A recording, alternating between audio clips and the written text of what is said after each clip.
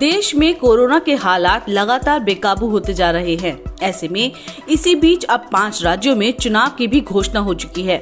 सभी के मन में ये सवाल है कि इस महामारी के दौरान चुनाव कैसे संभव हो सकता है। इसे लेकर मुख्य चुनाव आयुक्त यानी CEC सुशील चंद्रा ने कहा है कि कोरोना काल में चुनाव कराना बेहद चुनौतीपूर्ण है। उन्होंने कहा कि हमने 6 महीने तक चुनाव कराने को लेकर काम किया है। मुख्य चुनाव आयुक्त सुशील चंद्रा ने कहा कि कोरोना संक्रमण को देखते हुए सभी पोलिंग बूथ को पूरी तरह से कोरोना से सुरक्षित रखने की कोशिश की गई है।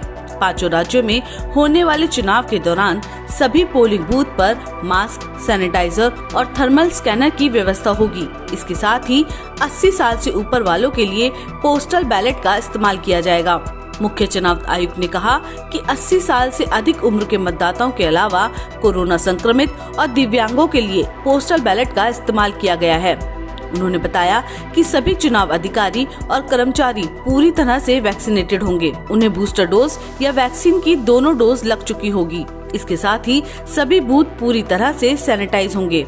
उन्होंने कहा कि हम सभी राज्यों के मुख्य सचिवों को मतदाताओं को तेजी से वैक्सीन लगाने को कह रहे हैं। उन्होंने बताया कि यूपी में 90% जनता को सिंगल डोज लग चुकी है, जबकि 15 करोड़ लोगों को 5 राज्यों में सिंगल डोज और 9 करोड़ को डबल डोज लग गई है। कोरोना के चलते पोलिंग समय को 1 घंटे के लिए बढ़ाया गया है। उन्होंने बताया कि 2,15,000 से ज्यादा पोलिंग बूथ बनाए गए हैं। कोरोना के खतरे को देखते हुए हर बूथ पर सिर्फ 1,250 वोटर ही होंगे। All polling stations shall be necessarily located at ground floor for the accessibility point of view. They will be equipped with all COVID mitigation facilities like sanitizers, thermal scanners, masks, gloves, so that they are absolutely safe to our voters. And in view of the pandemic situation, the maximum number of electors at a polling station has been reduced from 1,500 to 1,250.